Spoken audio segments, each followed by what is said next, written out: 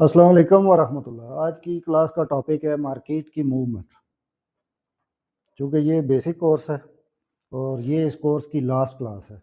इसके बाद आप लेवल 2 की क्लासेस देखें, जिसमें मैं प्रॉपर आपको मार्केट की एडवांस लेवल की चीज़ें और बेसिक अगर आप सीख चुके हैं candlestick pattern, chart pattern, market structure और बेसिक आप चीज़ें सीख चुके हैं, तो अब आप मेरे लेवल 2 की क्लासेस देखें, जिसमें मैंने एसएमसी की एक स्ट्रेटजी सिखाई है कि स्मार्ट मनी कंसेप्ट क्या है और आप कैसे ट्रेड्स ले सकते हैं।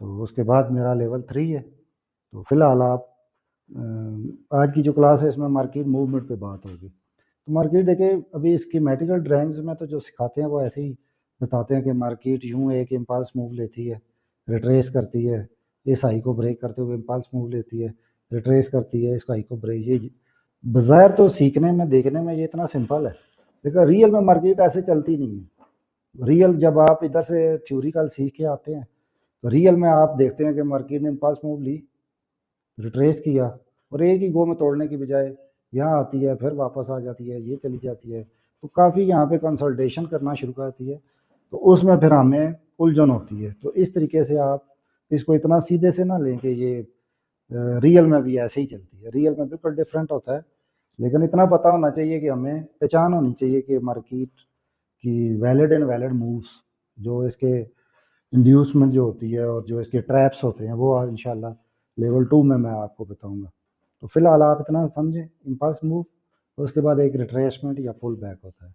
अब रिट्रेसमेंट और पुल बैक में क्या फ़र्क है, ये नेक्स्ट स्लाइड में मैं आपको बताता हूँ। ये देखें, अब ये एक इम्पल्स मूव आई, तो ये जो एक आया है ये पुल बैक है, ये भी उसी के साथ की इम्पल्स मूव है, देखो ये जो है ये रिट्रेसमेंट है। अब रिट्रेसमेंट और पुल बैक दो लफ्ज़ हैं, तो अल्फाज का गोरख धंधा है, ये इसमें फ़र्क क्या है। देखें, पुल बैक में मार्केट आई तो है, लेकिन यहाँ पे बॉडी नहीं है बल्कि एक विक है, और रिट्रेसमेंट में प्रॉपर यहाँ पे बॉडी है। तो जब भी टू कैंडल रिट्रेसमेंट हो और इस विक के नीचे आपको लास्ट बुलिश जो कैंडल है इम्पल्स मूव की, उसकी विक के नीचे बॉडी मिले आपको, तो ये रिट्रेसमेंट है। और इस इम्पल्स मूव में लास्ट ग्रीन की विक के नीचे विक मिले तो ये पुल बैक है। ये इनका एक डिफरेंस है। लोग और भी मुख्तलिफ तरीके करते हैं, लेकिन बेसिकली आपको इतना काफ़ी है कि इम्पल्स मूव के बाद देखें कि पुल बैक है या रिट्रेसमेंट है। तो रिट्रेसमेंट होती है तो बाज़ का टू कैंडल रिट्रेसमेंट होती है, बाज़ का थोड़ी डीप रिट्रेसमेंट आ जाती है, वो डिपेंड करता है। और जब मैं एडवांस लेवल पे आपको सप्लाई एंड डिमांड मेजर करना सिखाऊंगा, तो आपको पता चल जाएगा कि ये मूव आने के बाद ये मूव कितनी आएगी इंशाल्लाह। फ़िलहाल आप बेसिकली इतना समझें। अब इसको आप देखें, ये जो एक वेव है इसको इम्पल्स मूव कहते हैं। मार्केट इस तरह से चलती है लहरों में, ये एक इम्पल्स मूव आती है, मार्केट यहाँ पे रुकी, तो देखें स्पिनिंग टॉप, जो हमारा आज इस कोर्स के शुरू में हमने कैंडलस्टिक पैटर्न पढ़े थे, तो देखें इम्पल्स मूव आई तो क्या हुआ, एक बुलिश इनगल्फ बनी, टू कैंडलस्टिक पैटर्न मूव आने के बाद स्पिनिंग टॉप, पुल बैक आया। पुल बैक कैसे कि यहाँ पे जो हमारी लास्ट ग्रीन है इसके नीचे बॉडी नहीं है बल्कि विक्स है, तो ये पुल बैक है, ठीक है।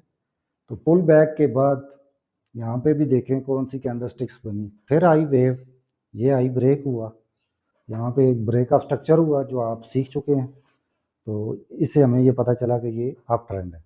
तो अब जब ये आई ब्रेक हुआ और मार्केट यहाँ गई, तो हम क्या करेंगे, अगले पुल बैक का वेट करेंगे और इस एरिया से ये जो इसका प्रीवियस हाई ब्रेक हुआ है इसको मार करके यहाँ पे हम वेट करेंगे कि यहाँ से हम बाय करें। तो फिर से मार्केट ने पुल बैक लिया, तो अब ये पुल बैक है या रिट्रेसमेंट है, इसको जानने के लिए लास्ट ग्रीन की विक के नीचे देखना पड़ता है कि मार्केट ने कैंडल क्लोज की है या विक है। तो अगर इस तरीके से कैंडल क्लोज है तो ये रिट्रेसमेंट है, अगर विक हो तो पुल बैक है। मैंने वैसे पुल बैक लिख दिया, लेकिन आप पुल बैक और रिट्रेसमेंट का जो डिफरेंस मैंने इससे पहले बताया, ये देखें लास्ट ग्रीन के नीचे wick pull back, last green के नीचे बॉडी रिट्रेसमेंट। तो इस तरीके से मार्केट चलती है कि वेव आती है, pull back retracement, wave, pull back retracement, wave, और जब तक मार्केट अपने प्रीवियस हाई ब्रेक करती है और सपोर्ट को रिस्पेक्ट देती है तो अप ट्रेंड रहता है, और जब इसको ब्रेक कर देती है तो ट्रेंड रिवर्स हो जाता है। तो ये हमारे बेसिक कोर्स की आज लास्ट क्लास है। बेसिकली आपने भी आगे जब किसी को सिखाना है तो इतना काफ़ी है। जो भी आपकी 5-7 जो कैंडल्स हैं उनका बता दें, चार्ट पैटर्न्स इंपॉर्टेंट बता दें, और support resistance, supply demand, fair value gap, order block, up trend, down trend, market structure, बस बेसिक में काफ़ी है। इससे आगे फिर हमें स्ट्रेटजी की ज़रूरत होती है कि अब ये चीज़ें सीखी हैं तो कौन सी स्ट्रेटजी अपनाएं। तो वैसे तो ये लाइफ टाइम की गेम है, आप सीखते रहते हैं। मार्केट चूँकि इवॉल्व होती है, डायनामिक मार्केट है, तो आप भी उसके मुताबिक अपना नॉलेज अपग्रेड करते रहें। फ़िलहाल 2025 में मैं ये नवंबर 2025 में ये कोर्स रिकॉर्ड कर रहा हूँ, तो इंशाल्लाह अगर ज़िंदगी रही तो 2026 में हम ट्रेडिंग कर रहे होंगे और आपको इसके मुताबिक मैं अपग्रेड करता रहूँगा। अब आप लेवल 1 देख चुके हैं, तो अब आप लेवल 2 की वीडियोस देखें ताकि आप मज़ीद आगे एडवांस लेवल की ट्रेडिंग सीख सकें। Thank you.